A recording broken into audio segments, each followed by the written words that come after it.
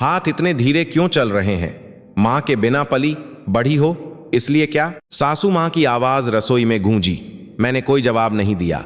मैं 8 महीने की गर्भवती थी और पकोड़े तल रही थी। मेरे पैर इतने सूज गए थे कि खड़ा होना भी मुश्किल हो रहा था। गरीब घर की हो तो कम से कम काम तो ढंग से किया करो। 10 साल हो गए थे।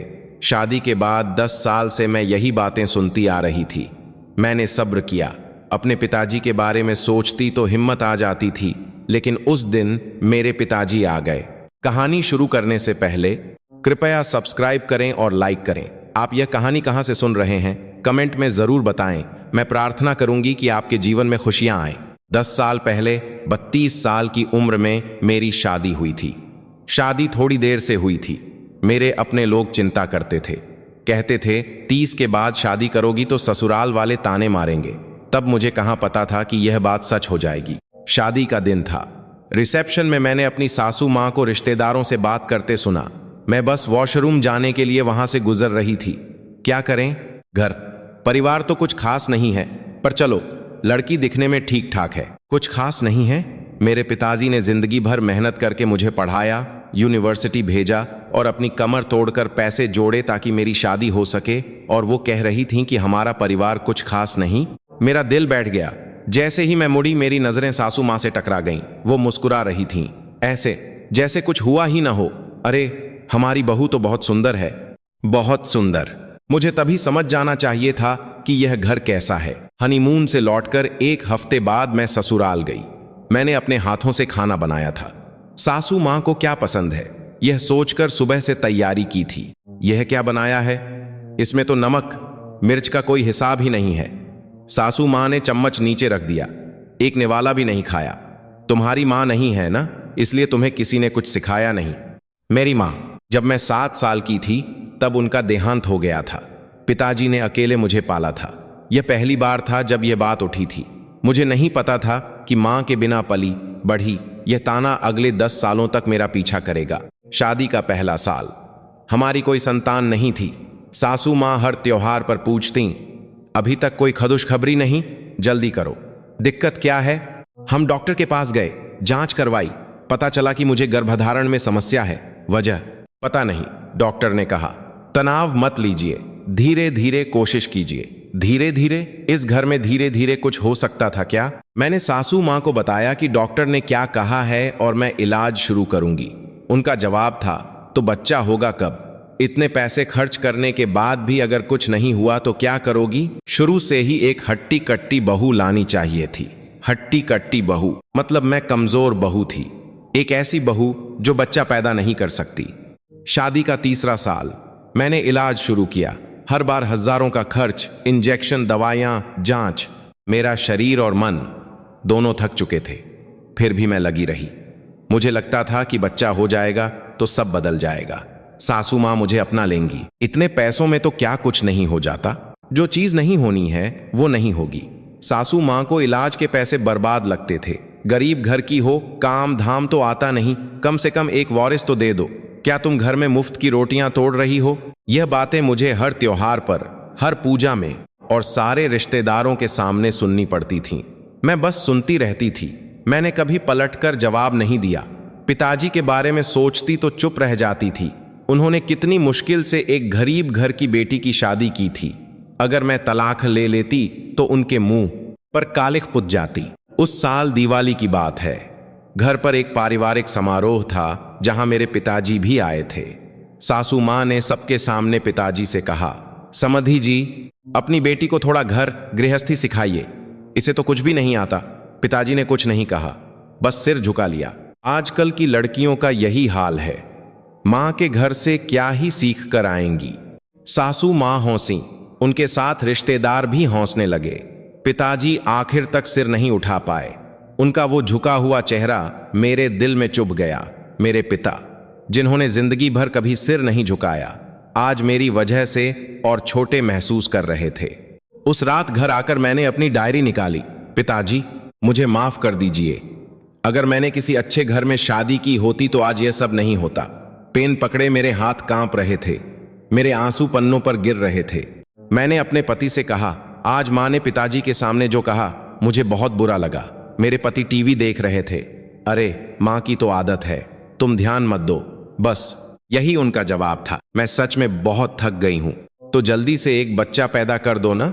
बच्चा हो जाएगा तो सब ठीक हो जाएगा, बच्चा हो जाएगा तो सब ठीक हो जाएगा। क्या सच में? मैं इस बात पर यकीन करना चाहती थी और इसीलिए मैं अगले 3 साल और सहती रही। शादी का 5वां साल, मेरा इलाज चल रहा था। इंजेक्शन, दवाइयां, जांच। हर महीने मैं एक नई उम्मीद के साथ अस्पताल जाती और हर बार निराशा के साथ लौटती। इस बार भी नहीं हुआ। डॉक्टर की बात सुनकर मैं सिर झुका लेती। पता नहीं यह कितनी बार हो चुका था। मैंने सासू माँ से इलाज के लिए पैसों की बात की। पति की तनख्वाह से गुजारा मुश्किल हो रहा था। फिर से पैसे चाहिए। सासू माँ का चेहरा सख्त हो गया। इतने पैसे बर्बाद करके क्या मिलेगा? जो नहीं होना है वो नहीं होगा। 5 साल से कोशिश कर रही हो, कब तक पैसे बर्बाद करोगी? माँ जी, बस इस बार और कोशिश कर लेने दीजिए। डॉक्टर ने कहा है कि उम्मीद है। उम्मीद? 5 साल से तो बस उम्मीद ही दिखा रहे हैं। सासू माँ ने एक गहरी सांस ली। शुरू से ही एक हट्टी कट्टी बहू लानी चाहिए थी। हट्टी कट्टी बहू? मैं एक टूटी फूटी बेकार बहू थी। उसी साल सर्दियों में मेरी ननद की शादी हो गई। वो मुझसे 5 साल छोटी थी। शादी में सासू माँ इतनी खुश थीं कि मैं बता नहीं सकती। मेरी बेटी अब अपने घर जा रही है, जल्दी से मुझे नाना नानी बना देना। मेरी ननद ने हंसते हुए जवाब दिया, माँ चिंता मत करो, बहुत जल्दी खुशखबरी मिलेगी, बहुत जल्दी। यह शब्द मेरे दिल में चुभ गया और सच में बहुत जल्दी हुआ। शादी के 3 महीने बाद ही ननद के गर्भवती होने की खबर आ गई। भाभी, मैं मां बनने वाली हूं, उसने फोन पर बताया। मैंने उसे बधाई दी, कम से कम मुंह से तो यही कहा। फोन रखकर मैं बाथरूम में जाकर खूब रोई। मेरे साथ ऐसा क्यों नहीं हो रहा? 5 साल से क्यों नहीं हो रहा? एक त्योहार पर मैं ससुराल गई। ननद का पेट थोड़ा निकल आया था। सासू मां बड़े प्यार से उसके पेट पर हाथ फेर रही थीं। उनकी आंखों में इतनी खुशी थी जैसे दुनिया की सारी दौलत मिल गई हो। मेरी बच्ची, नानी तुम्हारा इंतजार कर रही है। और मैं रसोई में खड़ी थी। बर्तन धोते हुए मैं यह सब देख रही थी। सुनो, सासू मां ने मुझे देखा। देखो, रीना की शादी होते ही बच्चा हो गया। तुम्हारी क्या समस्या है? 5 साल से ज्यादा हो गए। मैं जवाब नहीं दे सकी। मैं खुद जानना चाहती थी कि समस्या क्या है। शादी का 6ठा साल, होली का दिन था। यह बात पहली बार मेरे मुंह पर कही गई। मैं रसोई में पकवान बना रही थी। सासू मां अंदर आईं। हाथ इतने धीरे क्यों चल रहे हैं? माफ कीजिए माँ जी, माँ के बिना पली बढ़ी हो, इसीलिए यह सब भी नहीं आता क्या? मेरी सांस रुक गई। माँ के बिना पली बढ़ी, यह शब्द मेरे कानों में गूंजने लगे। ऐसा लगा जैसे मेरा दिल फट जाएगा। माँ, काश मेरी भी माँ होती। 7 साल की उम्र में उनका देहांत हो गया था। वो बहुत बीमार थीं। मुझे बस इतना याद है कि उनके अंतिम संस्कार पर पिताजी मुझे गोद में लेकर रो रहे थे।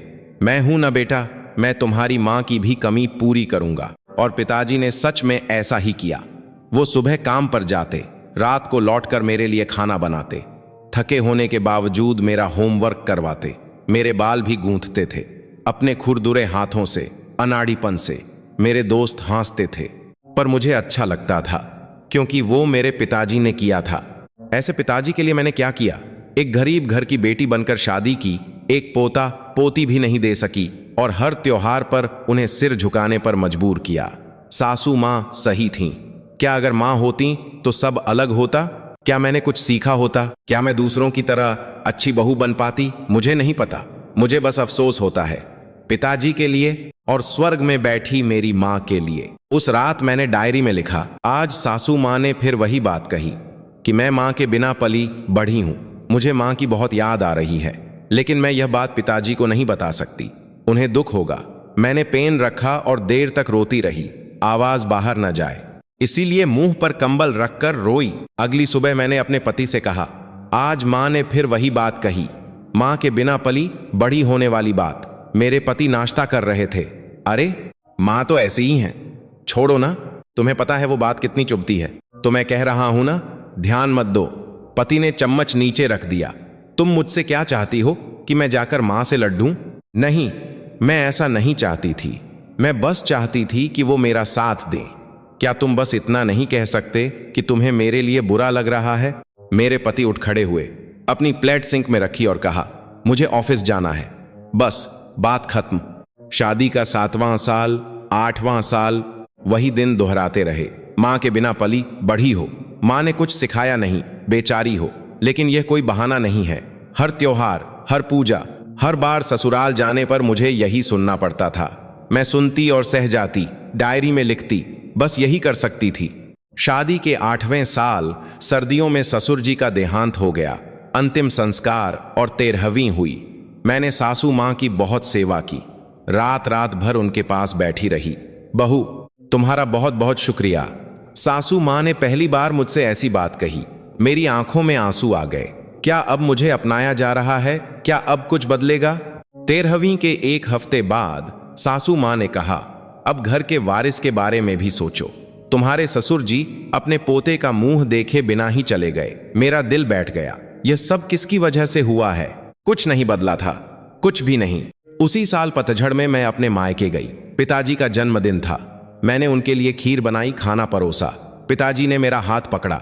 बेटा, तू इतनी दुबली क्यों हो गई है? नहीं तो पापा, मैं ठीक हूं। कोई तकलीफ हो तो बताना। हाँ, मैं नहीं बता सकती थी। मैं उनका दिल नहीं दुखाना चाहती थी। वो पहले ही इतने परेशान थे, मैं उन पर और बोझ कैसे डालती? पापा, मैं सच में ठीक हूं। मैं मुस्कुराई। पिताजी के सामने रोना मना था। घर लौटकर मैंने डायरी खोली। आज पापा से मिली। वो भी बहुत बूढ़े हो गए हैं। मैं उन्हें कुछ नहीं बता पाई। अगर उन्हें पता चला कि ससुराल में मेरे साथ क्या होता है तो वो फिर से सिर झुका लेंगे। मैं नहीं चाहती कि मेरी वजह से पापा दुखी हों। पापा, मुझे माफ कर देना। आपकी बेटी किसी लायक नहीं है। ऐसे ही 8 साल बीत गए। शादी का 10वां साल। मैं 42 साल की हो गई थी। मैंने इलाज करवाना बहुत पहले छोड़ दिया था। मैंने उम्मीद करना छोड़ दिया था, क्योंकि उम्मीद करने से तकलीफ होती है। मैंने सोच लिया था कि जिंदगी अब ऐसे ही चलेगी। लेकिन कुछ अजीब था। मेरा शरीर भारी लग रहा था, जी मिचला रहा था। मुझे गंध से परेशानी हो रही थी। कहीं कहीं ऐसा तो नहीं? मैं अस्पताल गई, अकेले। बधाई हो, आप गर्भवती हैं। डॉक्टर की आवाज मेरे कानों में नहीं जा रही थी। क्या? मैं? हाँ, आप 8 हफ्ते की गर्भवती हैं और यह नेचुरल प्रेगनेंसी है। लेकिन मैं तो 42 साल की हूं। यह एक चमत्कार है। सच में बहुत बहुत बधाई। चमत्कार जो 10 साल से नहीं हुआ, वो तब हुआ जब मैंने हार मान ली थी। मैं अस्पताल के गलियारे में बैठकर देर तक रोती रही। मेरा बच्चा आ रहा था। आखिरकार घर आकर मैंने पति को बताया, मैं गर्भवती हूं। मेरे पति ने मुझे ऐसे देखा जैसे उन्हें यकीन न हो रहा हो। सच में?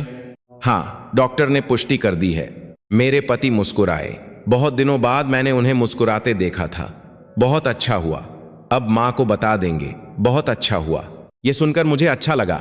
आखिरकार कुछ अच्छा हुआ था। मैं ससुराल गई खुशखबरी देने। मैंने उम्मीद की थी। 10 साल से वो पोता पोता कर रही थीं। अब तो वो बदल जाएंगी। अब तो वो मुझे अपना लेंगी। माँ जी, मैं गर्भवती हूं। सासू माँ ने मुझे देखा, एक पल के लिए रुकीं और फिर बोलीं, सब औरतें माँ बनती हैं, इसमें कौन सी बड़ी बात है? क्या? मुझे अपने कानों पर यकीन नहीं हुआ। 10 साल तक हुआ नहीं और अब जाकर हुआ है तो कौन सा? तीर मार लिया। पहले होना चाहिए था। बधाई का एक शब्द नहीं, शाबाश का एक शब्द नहीं। बच्चा पैदा होने के बाद उसे पालना भी पड़ेगा। माँ के बिना पली बढ़ी हो, तुम्हें क्या पता होगा?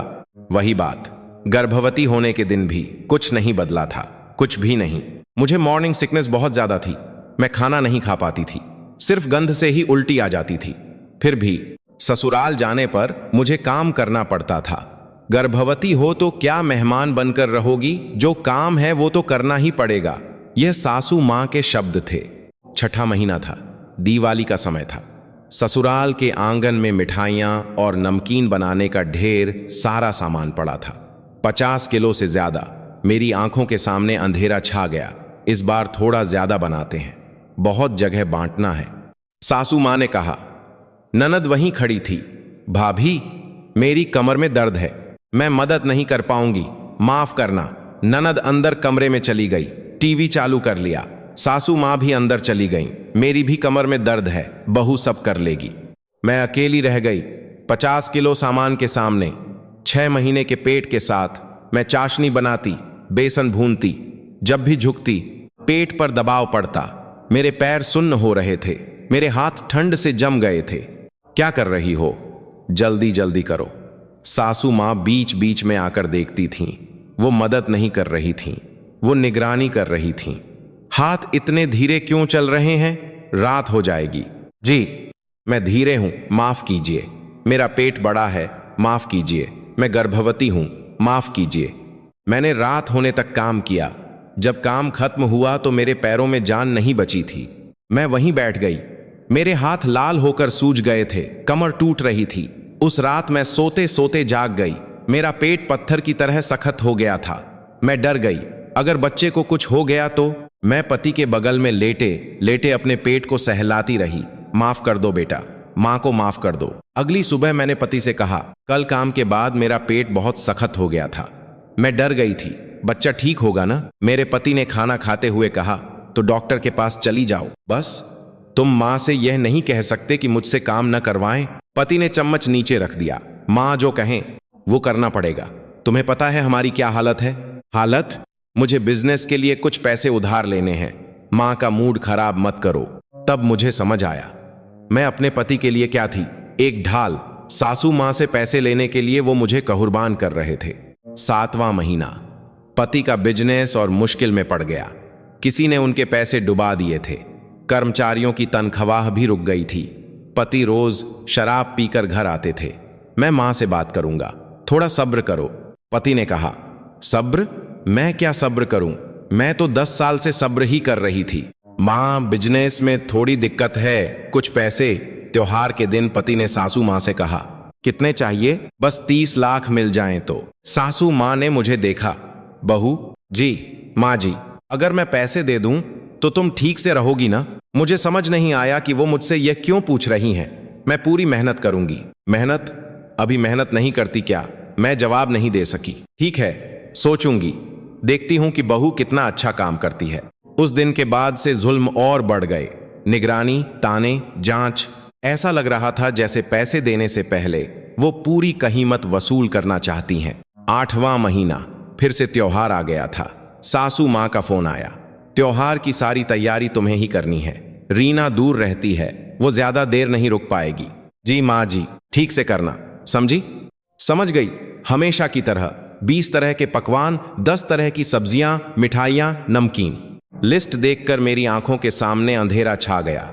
मैं 8 महीने की गर्भवती थी। मेरे पैर इतने सूज गए थे कि खड़ा होना भी मुश्किल था। फिर भी मैंने किया, क्योंकि करना था। अगर नहीं करती तो पति को पैसे नहीं मिलते। मैं सुबह 5 बजे उठी, रात 11 बजे तक रसोई में रही। मेरे पैर सुन्न पड़ गए थे। त्योहार से एक दिन पहले मैं पकोड़े तल रही थी। तेल की गंध से मेरा जी मिचला रहा था। मैंने सब्र किया, बस थोड़ा और। ननद आ गई, भाभी मैं आ गई। वो सीधा सोफे पर जाकर बैठ गई। मैं थोड़ा आराम करूंगी, आज बहुत थक गई। 1 घंटा बीत गया। ननद सोफे पर बैठकर संतरे खा रही थी, फोन चला रही थी। रीना, क्या तुम बस इसमें थोड़ी मदद कर सकती हो? ननद ने मुझे देखा। भाभी, मैं शादीशुदा हूं, मैं यहां मेहमान हूं। मेहमान? मैं जानती हूं तुम गर्भवती हो। मेरा भी आखिरी महीना चल रहा है, मैं भी व्यस्त हूं, तुम खुद कर लो। ननद ने फिर से फोन देखना शुरू कर दिया। बात खत्म। मैंने अकेले किया। पकोड़े तले, सब्जियां बनाई, खीर पकाई। मेरे पैर बुरी तरह सूज गए, कमर टूटने लगी, हाथ कांप रहे थे। हाथ इतने धीरे क्यों चल रहे हैं? माँ के बिना पली बढ़ी हो, इसीलिए क्या? सासू माँ रसोई में आई, गरीब घर की हो तो कम से कम काम तो ढंग से किया करो। 10 साल से सुने हुए ताने 8 महीने की गर्भावस्था में भी सुनने को मिले। मैंने पति से कहा, उस शाम मैंने बताया था ना कि पापा आ रहे हैं, तुम्हें साथ रहना चाहिए था। बस अभी आता हूं, एक दोस्त को जरूरी काम है। मैं बहुत थक गई हूं, प्लीज मेरे पास रहो। पति ने जूते पहने, कहा ना बस अभी आया। वो चले गए, एक गर्भवती पत्नी को अकेला छोड़कर। वो भी उस दिन जब मेरे पिताजी आने वाले थे। त्योहार से एक दिन पहले की शाम। पति के जाने के बाद मैं अकेली रह गई। मैं रसोई में खड़ी बस शून्य में देखती रही। 8 महीने का पेट बहुत भारी था, पैर सूजे हुए थे, खड़ा होना मुश्किल था, कमर टूट रही थी। फिर भी मुझे काम करना था। अभी भी 10 तरह के पकवान बाकी थे। मैंने कड़ाही में तेल डाला, छन छन की आवाज आई। आलू के पकोड़े, गोभी के पकोड़े, पनीर के पकोड़े, मिर्च के पकोड़े, एक एक करके बनाते हुए मैं सोच रही थी, 10 साल शादी के बाद 10 साल से मैं ऐसे ही जी रही थी। शुरू में मुझे लगा था कि सब बदल जाएगा, बच्चा हो जाएगा तो बदल जाएगा। मैं अच्छा काम करूंगी तो मुझे अपना लेंगे, वक्त के साथ सब ठीक हो जाएगा। कुछ नहीं बदला, कुछ भी नहीं। बच्चा पेट में आया तो भी ताना मिला, इसमें कौन सी बड़ी बात है। 10 साल सब्र करने के बाद भी ताना मिला। माँ के बिना पली, बड़ी हो। मैं कुछ भी कर लूं कम था, मैं कैसे भी कर लूं गलत था। मेरी आंखों में आंसू आ गए। कड़ाही के सामने गर्म तेल का एक छींटा मेरे हाथ पर पड़ा। दर्द हुआ पर मैंने ध्यान नहीं दिया। यह दर्द कुछ भी नहीं था, दिल का दर्द इससे कहीं ज्यादा था। बैठक से टीवी की आवाज आ रही थी। ननद देख रही थी। भाभी, भूख लगी है, कुछ खाने को है। ननद ने रसोई में झांका। बस थोड़ा इंतजार करो, पकोड़े बना रही हूं। अरे वो नहीं, मैगी बना दो। मैगी? अभी मुझसे मैगी बनाने को कह रही हो? रीना, मैं अभी बहुत थकी हुई हूं। ठीक है, मैं खुद बना लेती हूं। ननद ने बड़बड़ाते हुए मैगी बनाई, सिर्फ अपने लिए, मुझसे पूछा भी नहीं। रात के 10 बजे मैंने सारे पकवान बना लिए, सब्जियां भी तैयार थीं। अब बस सुबह आखिरी तैयारी करनी थी। मेरे पैरों में जान नहीं बची थी। मैं वहीं बैठ गई। रसोई का फर्श ठंडा था, पर मुझ में उठने की हिम्मत नहीं थी। मैंने फोन देखा, पति का मैसेज आया था। दोस्तों के साथ दूसरी जगह जा रहा हूं, देर हो जाएगी। दूसरी जगह? एक गर्भवती पत्नी को अकेला छोड़कर दूसरी जगह? मैंने जवाब लिखने की कोशिश की, फिर मिटा दिया। मुझे समझ नहीं आ रहा था कि क्या कहूं। मैं गुस्से में थी या दुखी, यह भी समझ नहीं आ रहा था। मैं बस थक चुकी थी हर चीज से। डोरबेल बजी। क्या पति इतनी जल्दी आ गए या सासू माँ फिर कुछ काम बताने आई हैं? मैंने भारी शरीर को उठाकर दरवाजे की तरफ गई। दरवाजा खोला, पिताजी थे। पापा? अरे मेरी बेटी! पिताजी खड़े थे, एक पुरानी भूरी जैकेट पहने हुए। उनके हाथ में कुछ था, फलों का एक थैला। पापा, आप अचानक? बताया भी नहीं। त्योहार है ना, बेटी का चेहरा देखने आ गया। पिताजी अंदर आए। दरवाजे पर जूते उतारते हुए उन्होंने घर को देखा। रसोई से आती तेल की गंध, सिंक में पड़े बर्तन, सोफे पर बैठकर टीवी देखती ननद और मैं। 8 महीने की गर्भवती, सूजे हुए पैर, तेल से सना एप्रन, थका हुआ चेहरा। पिताजी का चेहरा सख्त हो गया। दामाद जी कहाँ हैं? वो दोस्त से मिलने गए हैं। पिताजी ने कुछ नहीं कहा, बस अपने होंठ भींच लिए। बेटा, खाना खाया? हाँ, खा लिया। ये झूठ था। मैंने आज दिन भर कुछ नहीं खाया था। काम में इतनी व्यस्त थी कि होश ही नहीं रहा। पिताजी रसोई की तरफ गए, सिंक को देखा और फिर रबर के दस्ताने ढूंढने लगे। पापा, क्या कर रहे हो? बर्तन धो रहा हूं। पापा, रहने दो, मैं कर लूंगी। गर्भवती होकर क्या बर्तन धोएगी? पापा करेंगे। पिताजी ने बर्तन धोने शुरू कर दिए। अपने खुरदुरे हाथों से प्लेटें साफ कर रहे थे। उनकी पीठ को देखते हुए मेरी आंखों में आंसू आ गए। 10 सालों में इस घर में मैंने पहली बार किसी से मैं कर दूंगा सुना था। बेटा, तू जाकर बैठ, पैर सूजे हैं तेरे, पापा सब करके जाएंगे, चिंता मत कर। जो आंसू मैंने रोके थे वो अब फूटने वाले थे, लेकिन मैं रो नहीं सकती थी, पिताजी के सामने नहीं। पापा, मैं जरा वॉशरूम होकर आती हूँ। हाँ, आराम से जा। मैंने वॉशरूम में जाकर दरवाजा बंद कर लिया। आईने में देखा, एक मुरझाया हुआ चेहरा दिख रहा था। आंखों के नीचे काले घेरे, गाल पिचके हुए। यह मैं हूं। 10 साल तक सब्र करने के बाद यह मेरा हाल है। आंसू बहने लगे। मैंने बिना आवाज किए रोया ताकि पिताजी को सुनाई न दे। मैं वॉशरूम से बाहर आई, हाथ धोने के लिए सिंक की तरफ गई, लेकिन पिताजी वहां नहीं थे, रसोई में भी नहीं थे। कहां गए? मेरे कमरे की बत्ती जल रही थी, दरवाजा थोड़ा खुला था। मैं अंदर गई। पिताजी मेरी मेज के पास खड़े थे। उनके हाथ में कुछ था। वो मेरी डायरी थी, मेरी डायरी। पापा? पिताजी धीरे से मुड़े। उनका चेहरा भीगा हुआ था, आंसू बह रहे थे। मैंने जिंदगी में कभी अपने पिता को रोते नहीं देखा था। मां के अंतिम संस्कार के बाद यह पहली बार था।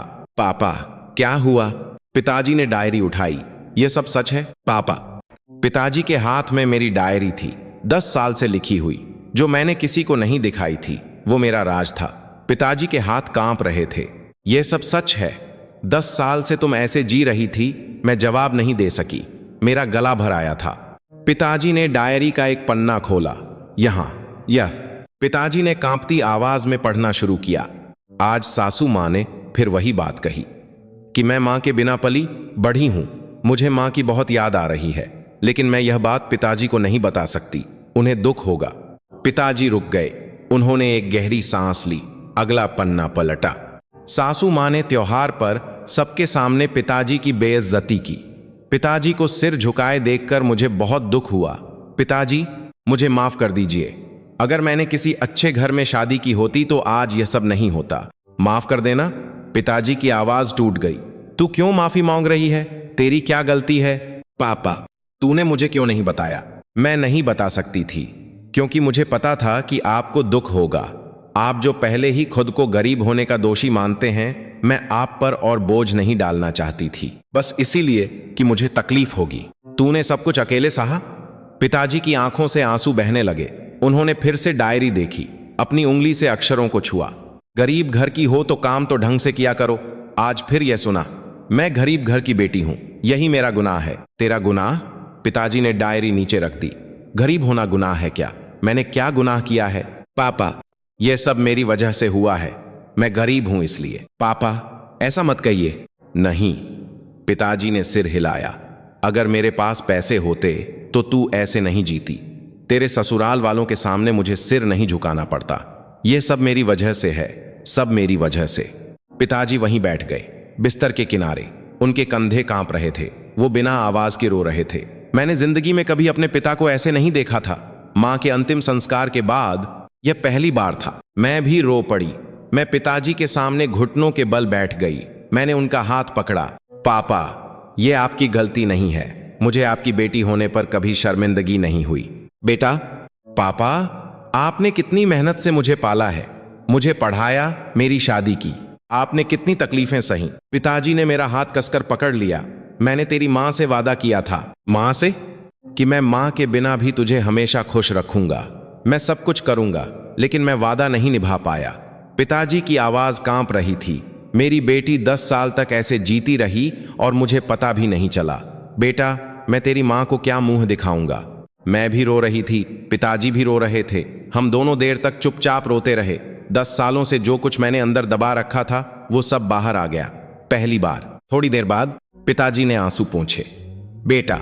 जी पापा, मुझे कुछ कहना है। क्या? पिताजी ने मुझे सीधे देखा। बेटा, मेरी लॉटरी लग गई है। क्या? 20 करोड़ की। मुझे अपने कानों पर यकीन नहीं हुआ। पापा, ये आप क्या कह रहे हैं? पिछले हफ्ते लगी, मैं कंफर्म करके आया हूं। 20 करोड़? हाँ, 20 करोड़। मुझे यकीन नहीं हो रहा था। क्या पिताजी मजाक कर रहे हैं? लेकिन पिताजी कभी मजाक नहीं करते। सच में? सच में। पिताजी ने अपनी जेब से कुछ निकाला। एक कागज था, लॉटरी का कंफर्मेशन लेटर। 20 करोड़, यह सच था। पापा, यह कैसे? मैं हमेशा एक टिकट खरीदता था, बस लग गया।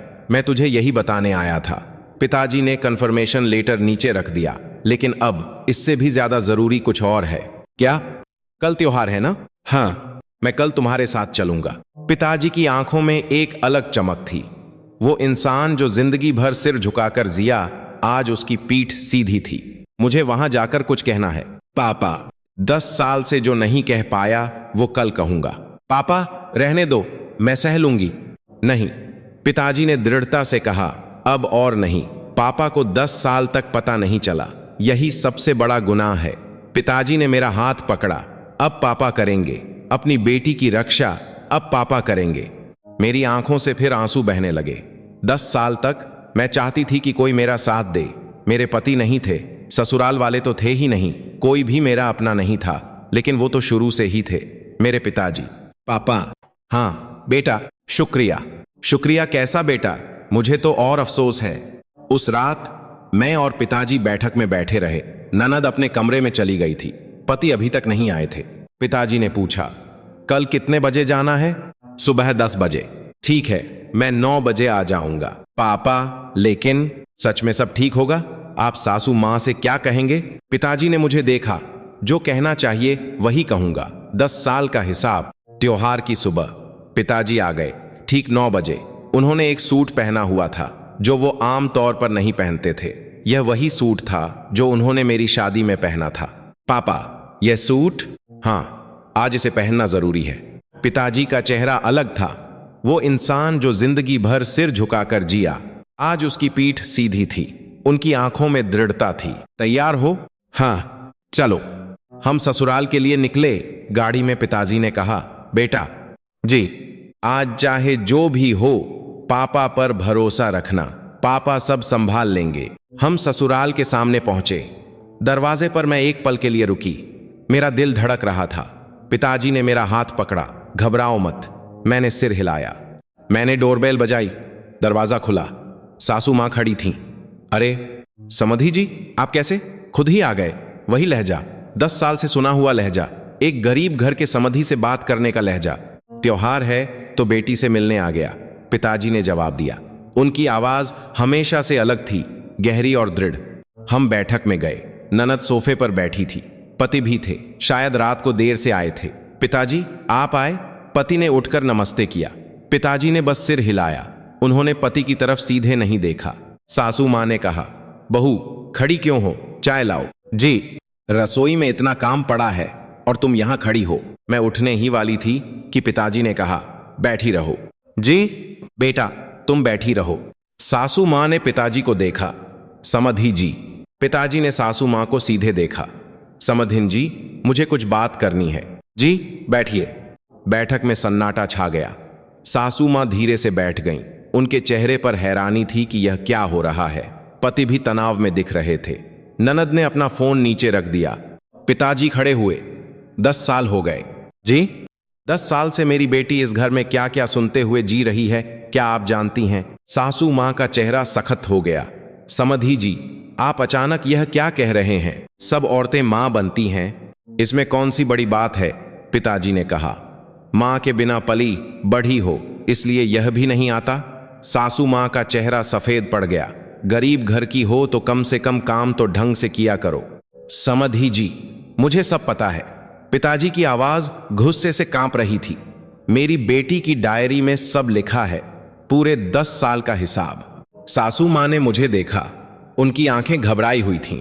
बहू, मैंने क्या? समधिन जी, पिताजी ने उन्हें बीच में ही रोक दिया।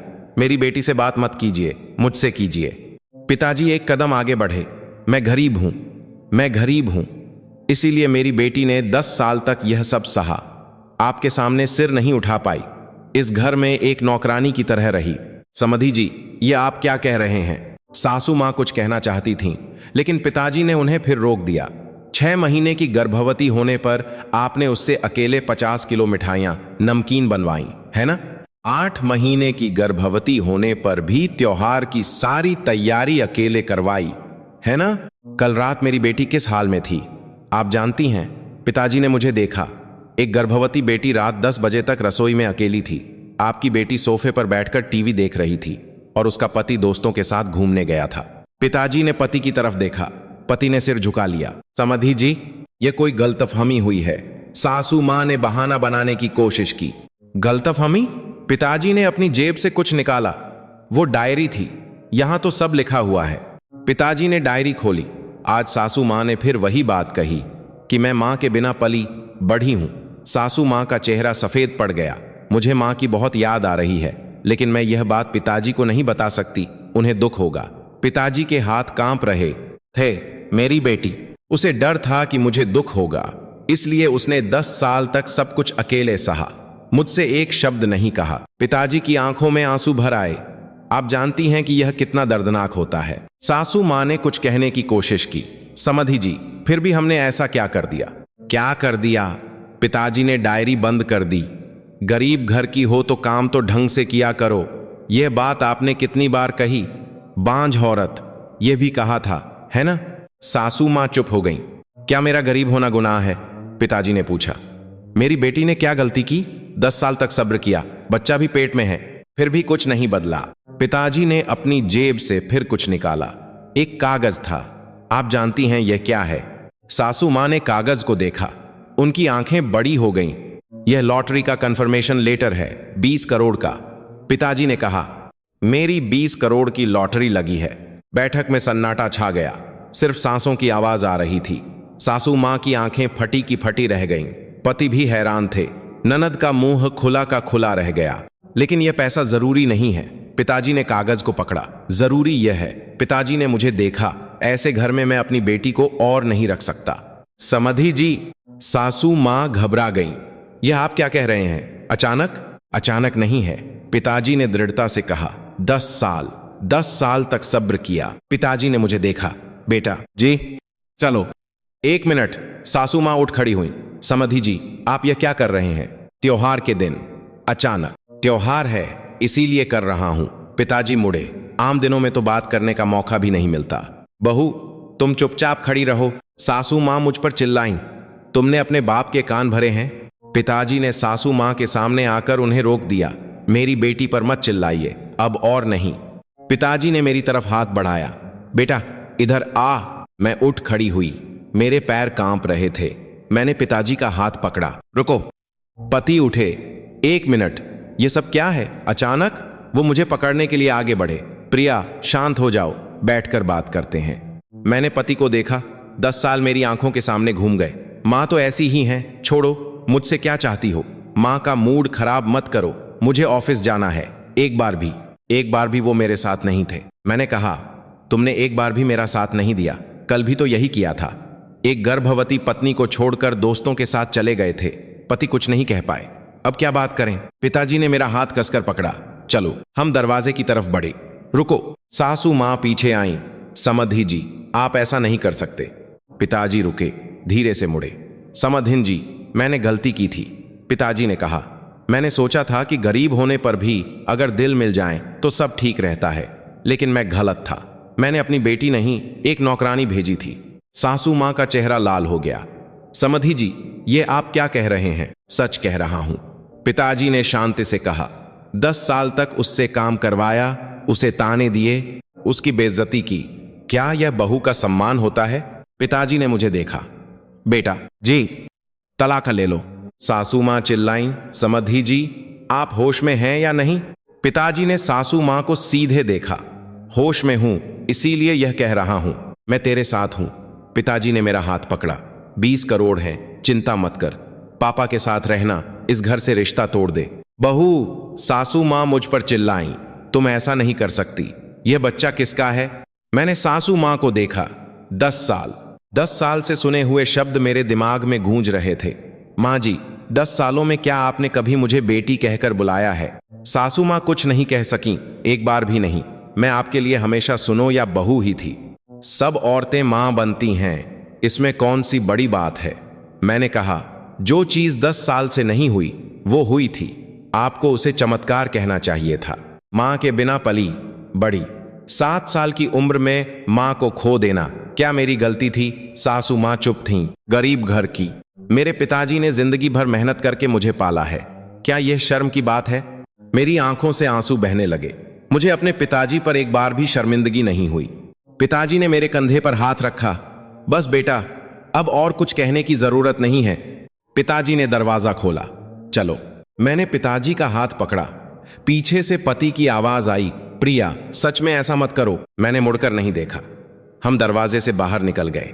बाहर धूप खिली हुई थी, बहुत गर्म। 10 साल में पहली बार मुझे लगा जैसे मेरी पीठ सीधी हो गई है। पिताजी ने कहा, बहुत अच्छा किया पापा, अब बस।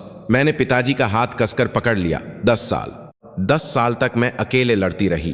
अब और लड़ने की जरूरत नहीं है, क्योंकि मेरे पिताजी मेरे साथ हैं। मेरे आंसू रुक नहीं रहे थे, लेकिन यह दुख के आंसू नहीं थे। 1 साल बीत गया। खिड़की से धूप अंदर आ रही थी, बहुत गर्म। मैं बैठक में बैठकर अपने बच्चे को गोद में लिए हुए थी। मेरा बेटा स्वस्थ और सुंदर पैदा हुआ है। मेरा बच्चा। दादाजी आ गए। पिताजी कमरे से बाहर आए। बच्चे को देखते ही उनका चेहरा खिल गया। अरे मेरा पोता, अच्छे से सोया? पिताजी ने बच्चे को गोद में ले लिया, अपने खुरदुरे हाथों से, बहुत सावधानी से। बच्चा मुस्कुराया, पिताजी भी मुस्कुराए। मेरा तलाक हो गया। 6 महीने लगे। पति आखिर तक लड़ते रहे। चलो फिर से शुरू करते हैं। मेरी गलती थी। तुम्हारा बच्चा मेरा भी है। मैंने कोई जवाब नहीं दिया। जो इंसान 10 साल तक एक बार मेरा साथ नहीं दे सका, अब क्या करेगा? सासू माँ का भी फोन आया था। बहू, मुझसे थोड़ी गलती हो गई, वापस आ जाओ। मैंने फोन काट दिया। बहू, 10 साल में एक बार भी नहीं कहा, अब कह रही हैं? मैं पिताजी के साथ रहती हूं। पिताजी ने एक घर खरीद लिया है, छोटा सा लेकिन गर्म, जहां धूप अच्छे से आती है। पापा, इतना सब करने की जरूरत नहीं थी। मेरी बेटी और पोते का घर है, करना ही था। पिताजी मुस्कुराए। मुझे यह अच्छा लगता है, रोज अपने पोते को देख सकता हूं। हर सुबह पिताजी नाश्ता बनाते हैं। बेटा खाना खा ले।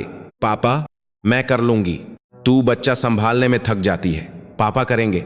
खुरदुरे हाथों से बनाया हुआ खाना।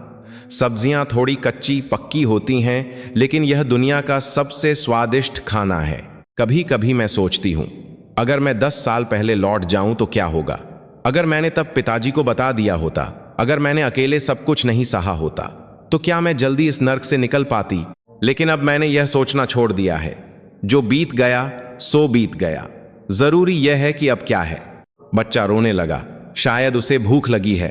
अरे, मेरे बच्चे को भूख लगी है। पिताजी बच्चे को चुप कराने लगे, बहुत ही कुशलता से। पापा, आप इतना अच्छे से कैसे कर लेते हैं? तुम्हें पालते वक्त बहुत प्रैक्टिस की है। पिताजी मुस्कुराए। तुम्हारी मां के बिना तुम्हें पालने के लिए सब कुछ सीखा। यह सुनकर मेरा दिल भर आया। मेरे पिता, जिन्होंने जिंदगी भर सिर्फ मेरे बारे में सोचा, मां के जाने के बाद उन्होंने अकेले मुझे पाला। सुबह काम पर जाते, रात को लौटकर खाना बनाते, मेरे बाल गूंथते। वही हाथ अब मेरे बच्चे को गोद में लिए हुए हैं। पापा, हाँ बेटा, शुक्रिया। फिर वही बात, बस कर। नहीं, सच में। मैंने पिताजी को सीधे देखा। अगर आप उस दिन नहीं आए होते तो मेरा क्या होता। पिताजी ने बच्चे को नीचे रखा, मुझे देखा। बेटा, मुझे ज्यादा अफसोस है, 10 साल तक मुझे पता नहीं चला। यही सबसे बड़ा गुनाह है। यह आपकी गलती नहीं है पापा। मैंने कहा, मैंने आपको नहीं बताया था। फिर भी मुझे पता होना चाहिए था। पिताजी की आंखों में आंसू भर आए। मैंने तुम्हारी मां से वादा किया था कि मैं तुम्हें खुश रखूंगा। मेरी आंखों में भी आंसू आ गए। पापा, हाँ, मैं अब खुश हूं। पिताजी ने मुझे देखा। सच में? हाँ, सच में। मैंने कहा, 10 साल बहुत मुश्किल थे, लेकिन अब मैं खुश हूं, आपके साथ हूं, अपने बच्चे के साथ हूं। पिताजी ने अपने आंसू पोंछे। हाँ, यह सुनकर मुझे भी अच्छा लगा। बच्चा फिर से मुस्कुराया। पिताजी ने बच्चे को गोद में उठा लिया। मेरे पोते, अपनी मां को रुलाना नहीं, ठीक है? बच्चे ने हाथ बढ़ाया। पिताजी की नाक पकड़ ली। पिताजी हंसे, मैं भी हंस पड़ी। खिड़की से धूप अंदर आ रही थी, बहुत गर्म, बहुत शांतिपूर्ण। यही खुशी है, इतनी साधारण। कभी कभी मेरे पूर्व पति का फोन आता है, बस एक बार मिल लो, बच्चे का चेहरा ही दिखा दो। मैंने गलती की, मैं जवाब नहीं देती। कानूनी तौर पर उसे मिलने का हक है तो वो मिलता है, लेकिन बस उतना ही, उससे ज्यादा कुछ नहीं। ननद का भी फोन आया था। भाभी, मुझे उस दिन के लिए माफ कर दो, प्लीज बात करो। मैंने पढ़कर छोड़ दिया। जो इंसान 10 साल तक एक उंगली नहीं हिला सका, अब माफी मांग रहा है। देर हो गई, बहुत देर हो गई। अब मुझे समझ आया, मेरा अपना तो शुरू से ही मेरे साथ था। मेरे पिताजी, मैं यह बात 10 साल तक नहीं समझ पाई। मुझे लगा था कि मेरे पति मेरा साथ देंगे, वो नहीं थे।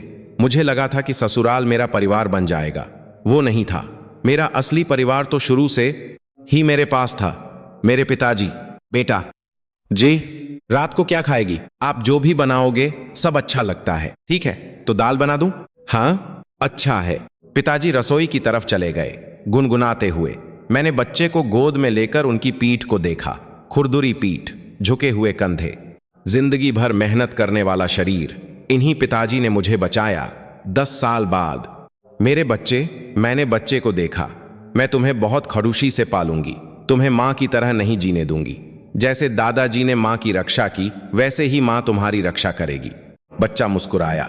मेरी आंखों में आंसू आ गए, लेकिन यह खुशी के आंसू थे। देर से ही सही, मैंने अपनी जगह ढूंढ ली। पिताजी के बगल में, मेरे बच्चे के पास। यही मेरी जगह थी शुरू से। कहते हैं कि प्यार करने की कोई उम्र नहीं होती, लेकिन मैं कहना चाहती हूं कि अपना साथी ढूंढने की कोई उम्र नहीं होती।